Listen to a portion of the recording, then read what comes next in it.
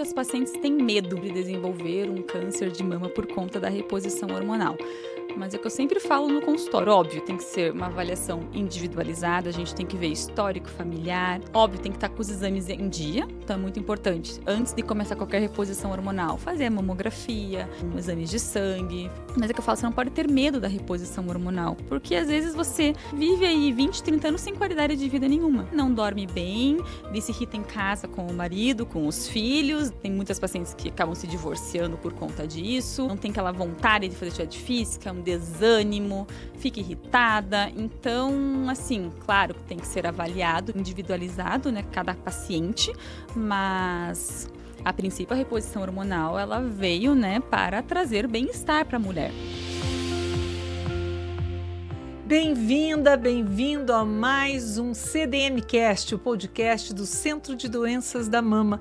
Hoje com a doutora Alessandra Matuzzi para falar sobre intimidade durante o tratamento oncológico, né? A saúde íntima, o relacionamento. Eu acho que esse episódio vai interessar não só as mulheres, mas aos homens também. O que você acha, doutora Alessandra? Com certeza. Pelo que a gente vê no consultório, no nosso dia a dia, óbvio que essa queixa vai partir da paciente oncológica, né, da mulher, mas é uma coisa que impacta o casal. Então, com certeza, para os parceiros, aí vai ser um assunto bem legal, um bate-papo bem interessante. Que bacana. A doutora Alessandra cursou medicina na PUC do Paraná, fez ginecologia e obstetrícia na Universidade Federal e mastologia no Hospital Nossa Senhora das Graças, é isso mesmo? Isso mesmo. Então tá bem. Doutora Alessandra, o que muda na relação com a própria intimidade de uma paciente oncológica em tratamento? Na verdade, sim, isso é um tema muito abrangente, né? Primeiro, a paciente oncológica como um todo, não só o fato de você receber o diagnóstico de um câncer de mama, a partir do momento que você tem um diagnóstico, isso já vai impactar muito, né, na intimidade, na vida sexual, porque as mamas para a mulher, né, é um órgão que remete muito à parte de sexualidade, feminilidade, né? A feminilidade, a estética, né, você se sentir bem consigo mesma. Então, a partir do momento que você tem esse diagnóstico, vem muitos medos, né? Então, o medo de ter que tirar as mamas, que nem sempre acontece, mas às vezes é necessário. O medo da quimioterapia e de cair cabelo, que isso também vai impactar muito, né, na qualidade de vida. O medo, às vezes, do parceiro, né, aceitar isso ou não. Família como um todo, não só o casal, né, mas filhos, pai, mãe. Então, e a mulher, ela assume muitas coisas para si mesma, né? Então, quando vem esse diagnóstico, realmente é algo que acaba impactando muito, né?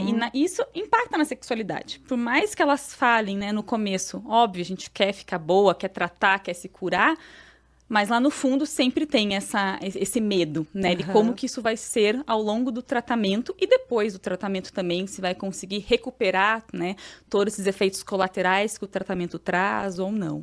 É comum as mulheres comentarem sobre a retirada total das mamas para ficar livre da doença? Muitas pacientes vêm com esse desejo. Na verdade, assim, é mais também pelo medo, né? E pelo que lê nas redes sociais, em internet, que, eu vou tirar as mamas, o câncer não vai voltar. E a gente sabe que isso não é verdade, né? Então, óbvio que existem situações em que é necessária retirar uma mama, ou as duas, principalmente, né, se tem algum histórico familiar de câncer, se tem uma mutação genética, uma paciente de alto risco para desenvolver um câncer na outra mama, acaba sendo sim indicado. Mas, na grande maioria das vezes, o nosso objetivo, a gente evita a mastectomia. Porque a gente sabe, né, nós que convivemos na prática, né, toda semana com pacientes oncológicas, a gente sabe que a retirada das mamas vai impactar muito na autoestima da paciente. Porque por mais que hoje em dia a gente consiga fazer a reconstrução, né, com próteses, com expansores, o resultado estético, quando você tira a roupa e fica nua na frente do espelho, não vai ser o mesmo do que sua mama natural, né? Então, tem perda de sensibilidade, às vezes tem alguma alteração ali da areola, do mamilo, às vezes é necessário retirar essa areola, esse mamilo. Então, a gente sempre tenta acalmar a paciente, né, e explicar os benefícios, né, da cirurgia, às vezes quando é necessária a mastectomia ou de uma cirurgia conservadora, justamente para a gente não, o que eu falo, a gente não pode querer correr, né, e tirar tudo e achar que vai resolver, porque isso depois pode impactar na autoestima dela e convívio com a família, né. E é um processo, né, doutora, que tem que passar, quer dizer, você faz a cirurgia, às vezes precisa da quimioterapia, às vezes da radioterapia também, então é um processo, não adianta querer colocar o cavalo na frente do carro, né? Na frente dos bois, né, que nem falam, porque realmente, assim, e cada tratamento, cada paciente é única, né, então a gente nunca pode comparar com o da colega, né, é o que eu sempre falo, às vezes as pacientes têm as oncoamigas, né, que elas comentam, assim, que o pessoal que se encontra nos consultórios, na quimioterapia. E cada caso é um caso, cada paciente é uma paciente, cada mama é uma mama. Então, a gente não pode achar que o tratamento, né, da paciente vai ser igual da colega. Sim. Então, e gera, às vezes, esse medo, essa ansiedade, né, por conta disso. Claro. E a quimioterapia também, às vezes, pode trazer efeitos colaterais, a radioterapia. Então, é uma coisa que tem que ser multidisciplinar, né, que a gente sempre fala, que o tratamento do câncer de mama, ele tem que ser individualizado e multidisciplinar, justamente para isso, né, para oferecer o melhor para o paciente com a melhor possibilidade de um resultado estético satisfatório e, ao mesmo tempo, atingir ali uma chance de cura, né? E, no caso, a quimioterapia e a radioterapia, ela tem realmente efeitos na saúde íntima da mulher? Tem.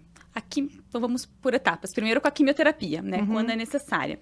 A quimioterapia, quando ela é feita em mulheres jovens, né, que não estão na menopausa ainda, em boa parte dessas pacientes, essa menopausa acaba sendo induzida pela quimioterapia. E com isso vem os sintomas de uma menopausa, que às vezes é uma paciente jovem, de 35, 40 anos, e que acaba entrando numa menopausa precoce, né? E com isso vem todos aqueles sintomas.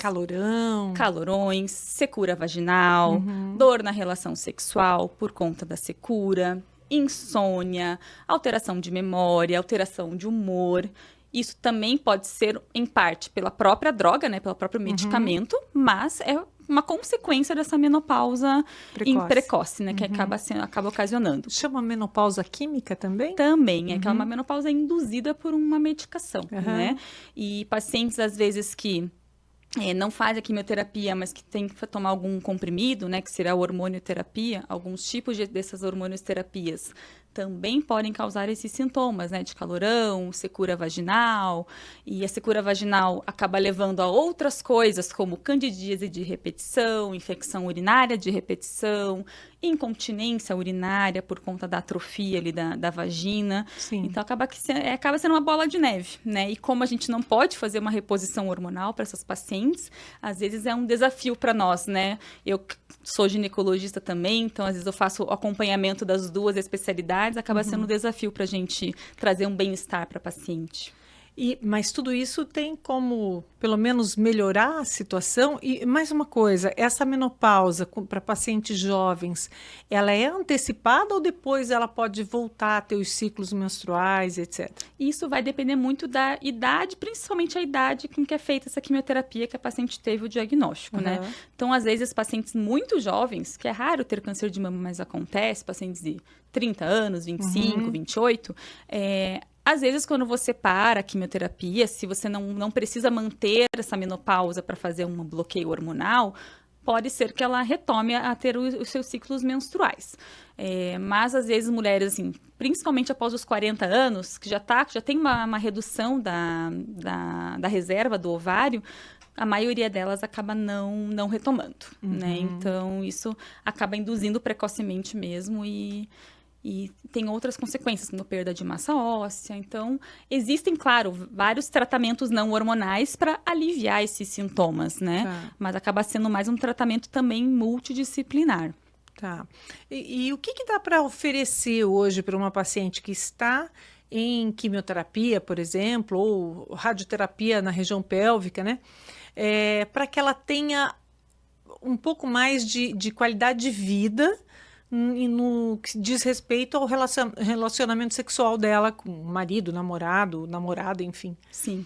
A gente sabe que a radioterapia pélvica também, assim, a radioterapia para mama tem mais o efeito local da mama, né? Que às vezes pode alterar um pouco a estética, mas a radioterapia pélvica para alguns cânceres ginecológicos, ou até mesmo câncer de intestino, outras neoplasias, né? A radioterapia pélvica, ela faz essa secura vaginal e realmente isso acaba sendo meio definitivo, assim, né? Então, a gente tem várias opções de tratamentos alternativos. Então, começando mais com a parte da secura vaginal, né? Com essa parte sexual. Muitas coisas que ajudam acaba sendo usar hidratantes naturais, né? Então, às vezes as mulheres não sabem, mas, por exemplo, óleo de coco, óleo de abacate, manteiga de karité, são tudo substâncias naturais, que são fáceis de encontrar, né? Produtos que são relativamente tranquilos de encontrar e que você pode usar diariamente como se fosse um hidratante. Tá. A mulher esquece de hidratar a região íntima, assim como esquece de hidratar a mama também, né? A gente passa hidratante, sai do banho, passa hidratante no corpo inteiro e esquece dessas áreas. Então, é muito importante manter essa hidratação, independente se vai ter atividade sexual ou não, como uma prevenção, né? Durante a relação sexual, outra coisa que pode ser utilizada são os lubrificantes mesmo, né? Esses à base de água.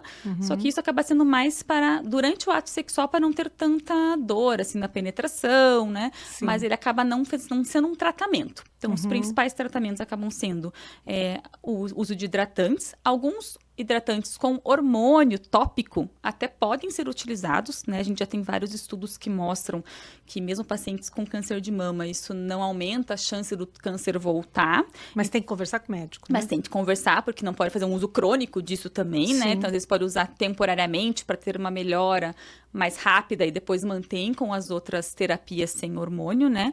Isso acaba sendo bem individualizado. E associado ao laser vaginal, né? O laser vaginal também é uma tecnologia que veio, que ajuda bastante nessa parte da secura, né?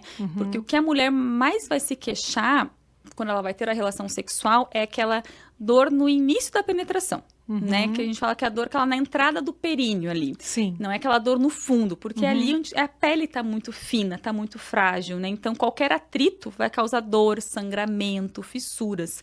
Então, o laser, ele também é uma tecnologia que acaba ajudando, porque vai estimular a produção de colágeno na região e melhorar um pouco também esses sintomas e, consequentemente, melhora também a parte de incontinência urinária e outras infecções que podem vir decorrente disso, né? E acho que basicamente assim, para essa parte de ressecamento seria isso. A fisioterapia pélvica não interfere na questão do ressecamento ou ajuda também?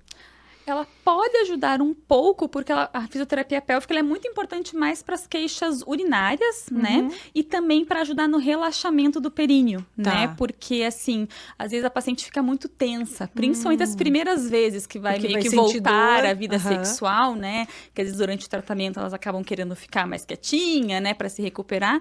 E quando elas vão voltar a ter a atividade sexual, elas têm o medo de sentir dor e acabam se contraindo, né? Involuntariamente, sem perceber. E a fisioterapia pélvica ajuda nesse relaxamento da musculatura pélvica, ali na musculatura do períneo, para também acabar não tendo tanta dor, né, na penetração. Mas tem alguma contraindicação na atividade sexual durante o tratamento? Não, não tem. Muitas pacientes acabam tendo receio, né? Óbvio, vai ter período, se a paciente está fazendo quimioterapia, que vai estar mais cansada, mais debilitada. No pós-cirúrgico, claro que não pode, mas a princípio não tem nenhuma contraindicação.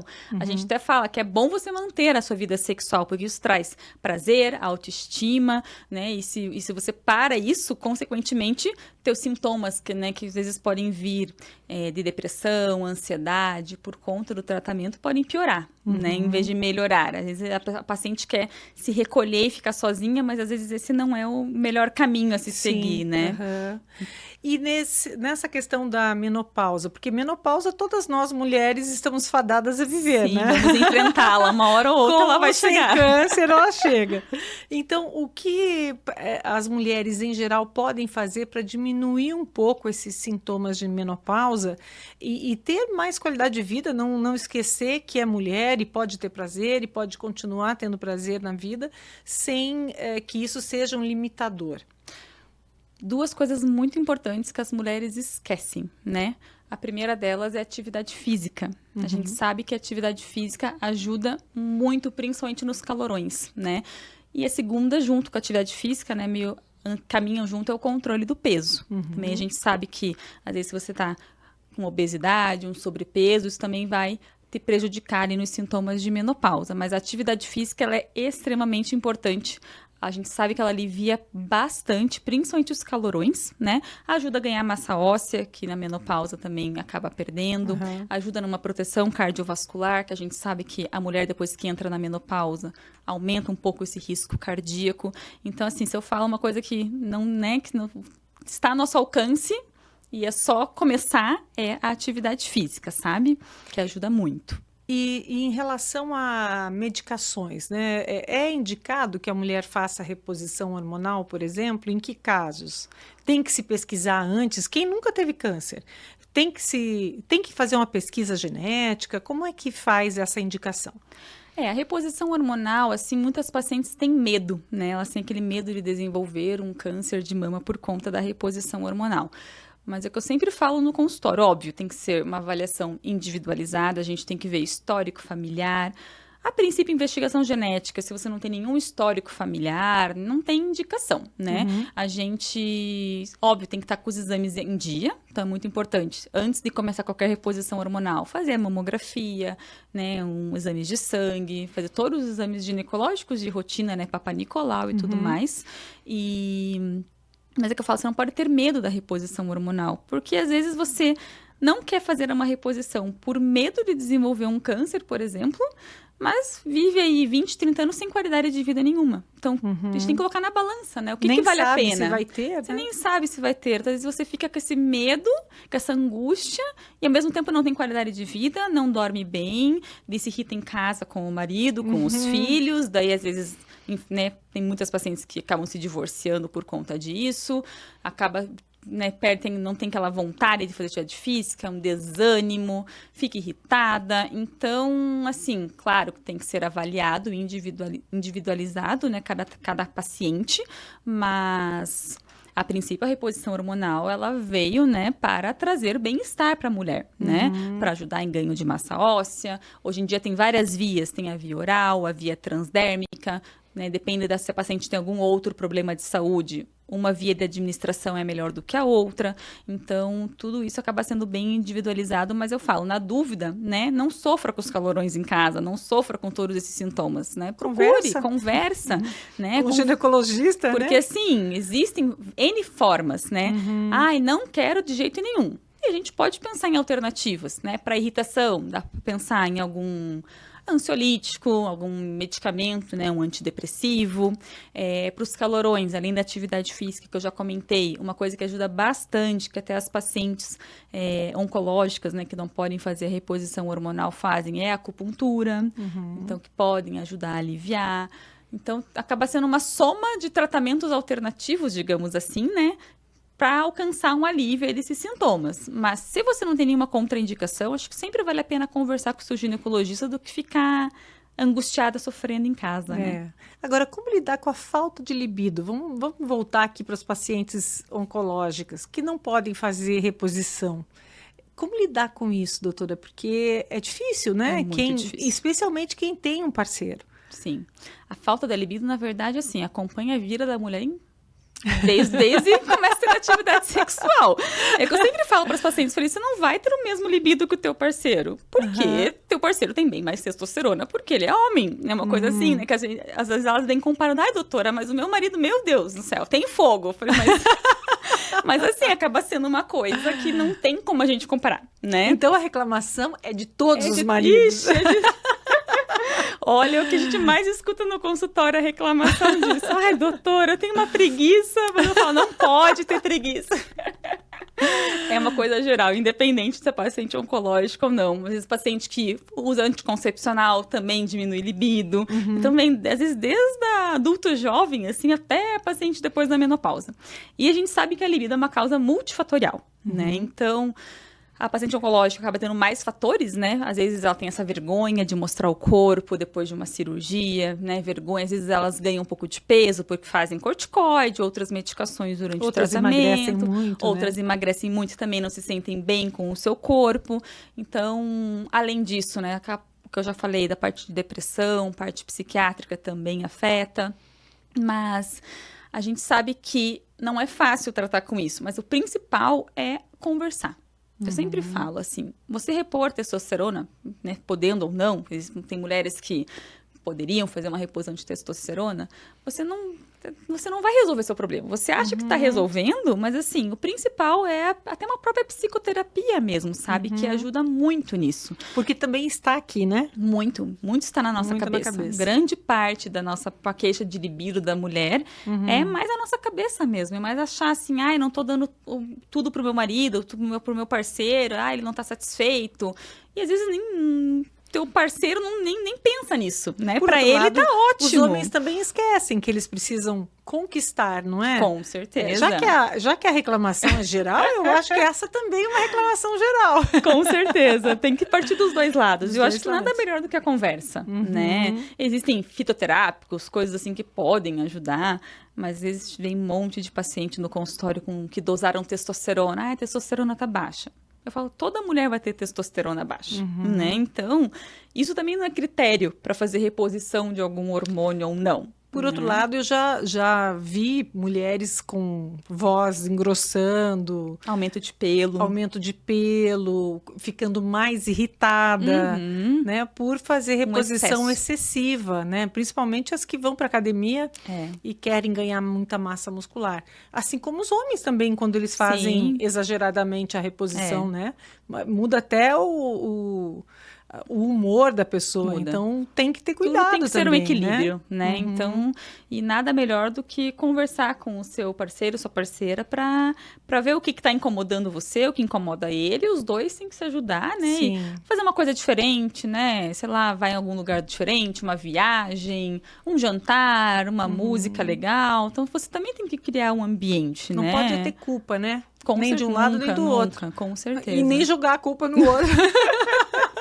É verdade. Então, nada melhor do que o bate-papo, né? Jogar as cartas na mesa ali e isso aí resolver. E aceitar a conversa, a conversa. Mas, infelizmente, legal. Nem sempre isso acontece. A gente sabe que tem muitas mulheres que acabam se divorciando durante um tratamento oncológico e acabam sofrendo também com isso, né?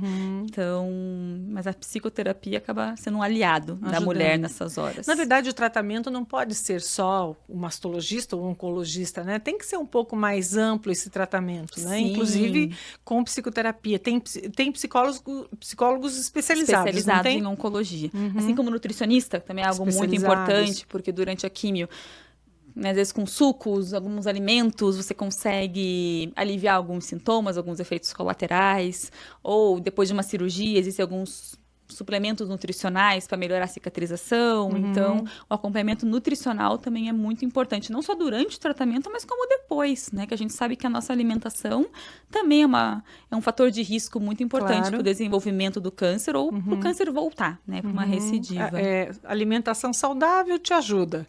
A alimentação industrializada, muito cheia de gordura, tudo que é indicado. branco, né? Farinha, açúcar, nada disso é bom. Gordura. A gente come, né? Mas não é o ideal. O ideal é sempre ter um acompanhamento, né? Doutora, me diga uma coisa, já que a gente está falando de saúde íntima, de vez em quando a gente vê por aí pessoas famosas usando perfume íntimo, sabonete íntimo. Isso é indicado? É saudável? Eu sempre falo, assim, as pacientes também às vezes vêm com queixa, né? Ai, nossa, tem um cheiro esquisito, não sei o que lá. Gente, eu falo, não vai ter o cheiro de rosas. Cheiro de mulher. Cheiro de mulher, né? A gente tem que ter secreção natural da nossa vagina, da nossa vulva, para manter uma lubrificação, para manter bactérias que são normais ter na nossa região íntima, que são bactérias que são nossas aliadas, né? Que vão nos proteger de doenças. Então, assim, eu sempre recomendo, sabonete íntimo é bom usar, desde que seja um sabonete que não altere o pH da região, né? Então, às vezes você vem lá que compra um sabonete, ideal não ser sabonete em barra também, porque o sabonete em barra agride muito a pele fica mais sensível da parte da vulva. Então, geralmente, o ideal é um sabonete em formato de espuma, uma coisa que seja mais sutil de passar, assim. Sempre fazer higiene com as próprias mãos, não usar ducha, buchinha, esponja. Tem gente que usa, porque a esponja, querendo ou não, acumula bactéria ali, né? Sim, e é agressivo, né? É agressivo, então é áspero, né? Então, sempre fazer higiene com as próprias mãos. E o principal que eu falo dos sabonetes íntimos é evitar perfume, porque o perfume tem álcool, tem o perfume, que às vezes pode causar uma alergia, irritar a pele da região íntima, que é uma pele mais sensível. Evitar, né, se for em barra, então preferir formatos mais suaves de passar e que principalmente que não alterem o pH da região, porque se você altera o pH da região, você acaba matando bactérias boas que estão ali que fazem parte da microbiota da vagina, que estão ali para nos proteger. Sim. E lavar a calcinha no banheiro? Pode? Não é o recomendado. Por quê? Primeiro, que você não vai fazer, quando você lava a calcinha lá no banheiro, você vai torcer ela, não vai sair todo aquele sabão lá que fica lá. Então, isso, primeiro, pode acabar ficando substância e resíduos, isso pode atrapalhar também, causar alguma alergia. Segundo, deixar secando dentro do box, o box é um local úmido. Então, não vai secar direito, por mais que seja uma calcinha de algodão. Aí você tira lá do box, vai vestir, aumenta a chance de candidíase e outras infecções. Então, o ideal é sempre lavar. Se quiser lavar na mão, tudo bem, mas com água fria também, de preferência não água quente. E torcer bem, né? E deixar penduradinha com o vento para ela ficar bem, bem seca. Porque se senão tiver isso sol, pode... melhor. Com certeza, porque senão isso pode te prejudicar. E o ideal também, né, que a gente sempre fala em consulta, calcinhas de algodão, pelo menos o forro.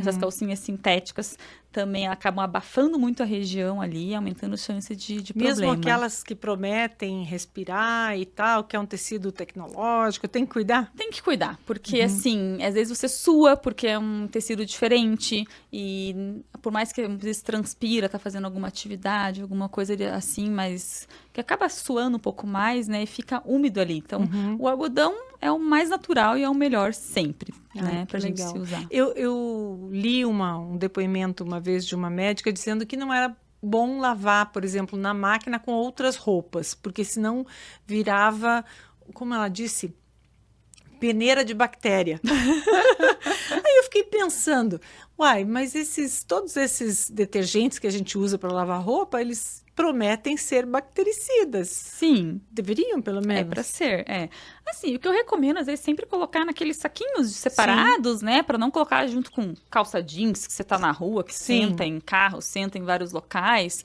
Mas não vejo problema em lavar junto. Mas, assim, eu sempre recomendo separar, né? Colocar naqueles saquinhos, até assim. Porque é mais delicado, né? É mais delicado, né? Para também, na hora que for centrifugar lá, para não estragar também, né? A calcinha. Mas, assim, fora isso, não vejo nenhum outro problema. E sobre o clareamento da região genital? Isso virou moda? É interessante fazer? Quando que é interessante?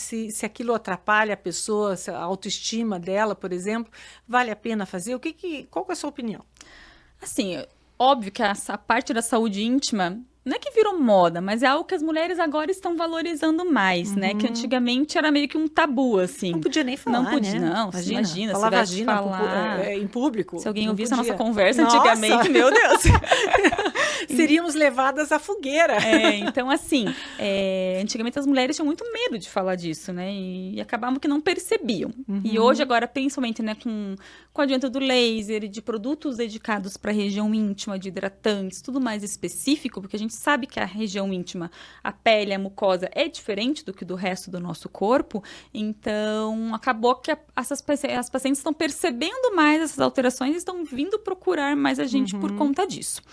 O clareamento, esse escurecimento da vulva, ele também vai acontecer principalmente ali depois da menopausa. Às vezes também no pós-parto, na gravidez, também pode acontecer um escurecimento ali da vulva, né?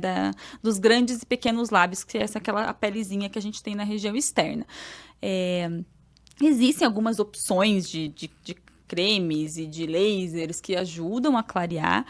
E acho que assim, eu sempre falo, se é algo que incomoda a paciente, a gente tem que tentar resolver, né? Tem paciente que não liga, igual o preenchimento, né, de grandes lábios, que também tá tendo as pessoas estão comentando maior, uma procura maior, porque a gente também, depois da menopausa, a gente perde, né, aquele coxinho gorduroso da região e ela fica mais murchinha, digamos assim. Como acontece com o rosto. Mais ou menos.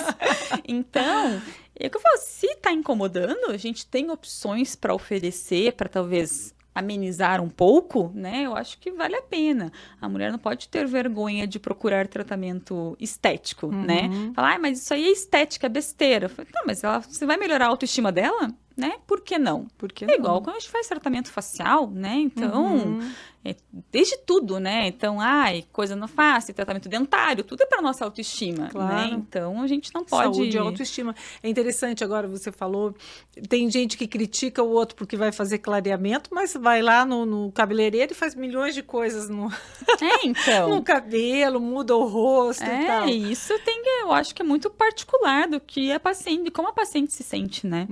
E se aquilo incomoda, se tem opção, acho que tem que ir atrás e procurar alguma ajuda, com certeza. E é com laser que se faz? E cremes? É isso? Geralmente, assim, às vezes o ultrassom, o laser pode ajudar um pouco. Existem alguns sabonetes e cremes clareadores também, mas tudo tem formulações específicas, então tem que ser avaliado com o ginecologista. Tem um tempo de uso também, porque às vezes algumas substâncias têm ácido, então tem que avaliar se a pele está preparada para receber esse tipo de tratamento também, sabe? Já aconteceu de paciente usar por conta e chegar com lesão, alguma coisa assim? Já. Às vezes a paciente passa, a gente fala, tem que usar por tanto tempo, depois tem que lavar. Fica o dia inteiro com o negócio, volta. Já que vai funcionar, deixa funcionar direto. E queima mesmo, sabe? Então, tem que cuidar, né? Tem que fazer o tratamento, se for usar, tem que usar, fazer tudo bem certinho. E automedicação nem pensar nessa... Não, nunca, eu não sei né? se é automedicação que diz nesse momento. Acaba sendo, né? né? Que não deixa de ser uma formulação, né? Sim. Então, acaba sendo algo muito individualizado. Principalmente essas formulações que tem ácido, né? Que tem que cuidar. Então, para escolher, o ideal é consultar o médico e pedir a ajuda dele na escolha. Ou levar, de repente, a formulação. Claro, perguntar se é algo que dá para usar tranquilo ou se tem que ter algum cuidado a mais, né? Sempre conhecer também, né, a fonte. É muito importante também, às vezes, esses produtos íntimos, tem muita propaganda, mas não tem nenhuma validação de algum ginecologista. Então, vê, né, se tem algum ginecologista por trás, fazendo que ajuda, tira alguma dúvida, para você ver se o produto é ginecologicamente testado, se é aprovado pela Anvisa, tem que ter todos esses critérios também para ter uma segurança para usar, né? Doutora, voltando à questão da paciente oncológica, quando ela não perde os pelos, ela pode fazer depilação, por exemplo, estando em tratamento? Pode, assim, a gente sempre também tem que cuidar para ser um ambiente limpo, né? Mas, a princípio, não tem nenhuma contraindicação de qual tipo de depilação fazer, né? Se é cera, ou se quer fazer depilação aquelas de Rolon, desde que seja um local limpo e higienizado, né? Mas, a princípio, não tem. Porque o risco seria de infecção. Às vezes o risco é de uma infecção, principalmente se você usa uma cera quente, né? Às vezes a temperatura ali pode causar a pele ficar mais sensível, pode fazer uma foliculite, uma infecção pequenininha, um pelinho encravado, que isso pode aumentar mais por conta da imunidade da paciente. E o mesmo para as unhas, mão e pé e tal? Cutícula, tudo. Então, a gente sempre fala, tem que cuidar, né? Porque qualquer machucadinho que para uma paciente, uma pessoa normal, que tem uma imunidade boa, vai cicatrizar e vai recuperar. Às vezes, uma paciente que está em tratamento oncológico, principalmente em quimioterapia, né, com a imunidade mais baixa, pode ser uma porta de entrada para alguma bactéria, né? E isso continua, os efeitos da quimioterapia continuam após o tratamento, por exemplo, tanto em relação a ressecamento vaginal, quanto o risco de infecção. Quanto tempo depois a mulher pode se sentir mais segura de que não vai desenvolver uma infecção por conta dessa baixa da imunidade? A parte da imunidade, a gente sabe que terminando a quimioterapia, dá-lhe umas 4, 6 semanas depois, teoricamente, você já está recuperada, digamos assim. Como o corpo é rápido, né? Para ter esses cuidados, se sentir um pouco mais livre, né? Para isso. Em relação a efeitos colaterais, é muito relativo. Tem paciente que passa super bem o tratamento, tem paciente que tem alguns efeitos colaterais que demoram 4, 5 meses, tem paciente que às vezes 1, 2 anos depois ainda tem alguns efeitos colaterais, né? Então, principalmente às vezes neuropatia, mesmo a sensibilidade na ponta dos dedos, nos pés, que pode demorar um pouco para recuperar. O cabelo vai demorar um pouco para crescer. E em relação à parte da saúde íntima, né, que é o que a gente está mais conversando, alivia um pouco, mas é aquilo que eu expliquei no início do nosso bate-papo. Como é uma menopausa que acaba sendo meio que induzida por esse tratamento, muitas vezes não vai voltar 100%. Pode aliviar um pouco, mas os sintomas às vezes podem persistir. também é muito relativo. Tem paciente que, nossa, você pergunta, não tem nada. Ah, doutora, tô ótima. E tem paciente que tem mais queixas e que passa 2, 3 anos, a gente está fazendo várias opções de tratamentos, alivia, mas ainda sente algum desconforto, sabe? E você já percebeu se tem diferença no comportamento e até nas reações entre pacientes que praticam atividade física e pacientes que não praticam atividade física? Tem diferença em relação à autoestima, principalmente, e em relação a alguns efeitos colaterais também, que a gente sabe que a paciente, quando pratica atividade física, tem um controle melhor adequado do peso, geralmente faz uma dieta, né, que acaba sendo uma coisa meio que uma leva a outra, né? E então elas acabam tolerando um pouco melhor, assim, a parte dos efeitos colaterais dos medicamentos, sabe? E o pós-cirúrgico também, você observa essa diferença? Ajuda mais na recuperação, né? A gente sabe, principalmente pacientes que fazem cirurgias, às vezes bilaterais, cirurgias mais extensas, a gente sabe que a atividade física e o peso adequado ajuda também na recuperação. Óbvio que as orientações de tempo de restrição de movimento de braço, de peso, vai ser a mesma para paciente que faz alguma atividade física ou não. Mas a gente sempre fala que depois, no pós-cirúrgico, não é para ficar deitado, né? Não é para ficar na cama o tempo inteiro. Tem que se mexer, né? Tem que fazer uma caminhadazinha leve, nem que seja dentro de casa, subir e descer a escada, não tem que ter essa restrição total de movimentos. Outro dia, né? Uma amiga que fez cirurgia de mama disse assim: hoje em dia o médico já coloca a mão da gente para trás. É assim também com o paciente oncológico? A gente tem que se mexer, né? Porque se a gente fica parado, é mais risco de trombose, mais risco de inchaço.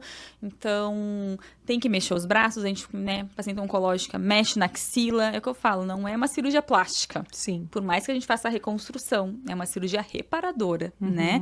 Então, é diferente. Então, não é uma prótese, uma mamoplastia de aumento. Eu vou tirar uma mama e colocar uma prótese. Então, os cuidados pós-cirúrgicos são diferentes. Fazem mais fibrose, faz mais cicatrização. Então, a mobilização, drenagem linfática também ajuda bastante na recuperação das pacientes. E o retorno, se possível, quanto mais precoce possível para a vida normal, né? Nosso objetivo é devolver a paciente para a vida, né? E se sentindo bem, se sentindo feliz consigo mesma. E a mulher, quando ela termina o tratamento oncológico, uma vez eu li que muitas até caem em depressão, porque de repente elas passaram lá 6 meses sendo atendidas por vários profissionais, as pessoas cuidando, etc. E de repente... Acabou. Elas se sentem perdidas, né? Ela fala, doutor, tô carente. Elas vêm, às vezes, no consultório. Acontece mesmo. Ai, nossa, eu tô acostumada a toda semana eu tô num médico, tem alguma coisa, agora eu tô mais tranquila, né? Mas eu falo, mas esse é o nosso objetivo, né? Por isso que muitas vezes eu falo, a paciente pergunta, eu tenho que ficar em casa? Tenho que parar de trabalhar? Isso também é algo muito pessoal. Tem paciente que prefere, né? Às vezes tem vergonha, ou não se sente bem, ou o trabalho, né? Às vezes tem uma força que não permite que ela fique, mantenha. Mas eu sempre falo, durante todo o tratamento, tente manter ao máximo sua vida normal, porque isso vai ajudar tanto na sua recuperação, né, quanto na aceitação da doença e a se sentir melhor, se sentir útil, né? Porque às vezes você para tudo e depois quando acaba, bem isso, o que eu vou fazer agora? Né? E você tem que voltar. E algumas vida, também né? ficam mais debilitadas, não conseguem ter esse dia a dia de rotina como antes, né? Durante o tratamento. Sim, não, durante o tratamento, com certeza, que eu sempre falo. Às vezes o ideal é conversar no trabalho, explicar, né? Durante a quimio, às vezes 2, 3 dias depois eu vou estar mais debilitada, fica em casa. Mas eu acho que, se possível, e hoje em dia, né, geralmente os empregadores acabam aceitando muito mais isso, acaba sendo mais flexíveis, né? Tente manter pelo menos um pouco, para você se sentir uma pessoa que está em atividade, né? Uma pessoa útil para a sociedade. Porque isso é muito importante também, porque isso afeta a nossa cabeça, o nosso psicológico ajuda na recuperação, que ajuda no tratamento, e é uma coisa que leva a outra, né? E a disposição de que dê certo o tratamento é importante, né? A gente sabe que tem vários estudos que mostram que mais ou menos 50% das mulheres no primeiro ano de tratamento vão desenvolver algum grau de depressão, algum grau de ansiedade. E isso é normal, a gente não pode falar que nunca a gente pode falar para a mulher, nossa, você não pode estar assim. Não dá para minimizar, como, né? Não dá para minimizar. Mas, ao mesmo tempo, a gente tem que tentar se reerguer e é o que eu falava, câncer de mama não é um atestado de óbito, muito pelo contrário. Hoje em dia tem muito tratamento, né, muita tecnologia, está inovando muitas coisas. Acho que até você, a Karina, também conversaram um pouco sobre isso ontem. Então, é óbvio, não é um diagnóstico que a gente quer dar. Mas a partir do momento que tem, a gente tem que usar as armas a favor para ficar boa, né? Agora eu quero saber o seguinte, o que a doutora Alessandra faz para se prevenir contra o câncer de mama? Eu cuido um pouco da alimentação. Falo que não é tão fácil, né? E atividade física a gente tenta. Agora eu tô com um bebê pequena, tô precisando me organizar para voltar, né? Mas fazer os exames todos os anos, né? Então, exame ginecológico, eu sempre falo, às vezes o ginecologista esquece de ir no ginecologista, mas a gente tem que ir, né? Fazer exames de mama, o autoexame no banho, que a gente sabe que o autoexame não substitui os exames, né, anuais, Claro. mas ajuda bastante a gente se reconhecer, né, e perceber qualquer alteração que surja de um mês para o outro, alguma coisa assim de diferente. E eu, graças a Deus, sempre tento, minha autoestima é muito boa, ainda bem. Eu falo, a gente tem que estar sempre otimista, né? Sim. Então, não dá para deixar... Pensamentos positivos, né? positivos, tudo isso atrai muitas coisas boas, né? Eu sou católica também, então acho que a parte da religiosidade também ajuda. A espiritualidade, né? não importa a religião, né? A espiritualidade é muito importante no tratamento e em prevenção também, né? Claro. Mas é isso, eu sei que na correria, às vezes eu falo para os pacientes, não é fácil a gente tentar assumir tudo. Acho que as né? mulheres entendem mais as mulheres, Entendem, né? porque a gente sabe que chega em casa do trabalho, em casa tem outro trabalho, e por mais que hoje em dia, né, os maridos ajudem muito em casa também, né, isso mudou muito também de uns anos para cá, mas a gente sempre acaba assume mais as responsabilidades, né? Então não é fácil conciliar, mas é possível. E a gente tem que fazer um esforço para que isso aconteça, né? E que tenha também saúde sexual, independentemente Com de ter certeza. ou não câncer, né? Não, isso sempre. senão as pacientes vão lá reclamar. Não dá para reclamar no consultório. Brincadeira. A gente sempre fala hoje foi um dia para colocar a mulherada aí para cima, para elas se empolgarem, né? É isso aí. Fazer uma coisinha diferente, né? Buscar aí umas técnicas para se animarem os maridos e a gente viu que tem como melhorar toda a situação que é física, né? Sim. Então, é física, é orgânica e dá, mas tem como melhorar, né, doutora? Claro, que assim, às vezes a paciente fala, eu não quero chegar na menopausa, porque é a pior fase. Eu falo, não é isso, gente. São fases. Cada mulher tem uma fase, né? Tem a fase da adolescência, depois menstrua, vem outra fase, daí você engravida, é outra fase, depois você vira mãe, né? Ou às vezes, não, mesmo assim, a mulher adulta é outra fase. E são fases, a gente tem que ajustar nosso corpo e nossa mente para isso. Se aceitar. Né? Se aceitar, que é muito importante. E, claro, qualquer problema, né, qualquer coisa que esteja incomodando, não dá para ter vergonha de conversar com o ginecologista, porque a gente está lá para ajudar.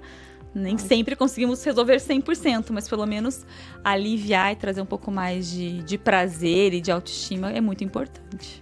Muito obrigada, doutora Alessandra. Imagina. Foi uma delícia a conversa. Eu acho que quem está aí nos acompanhando também vai curtir. E são coisas práticas para a vida, né? Então, muito obrigada. E para vocês, até o próximo CDMcast.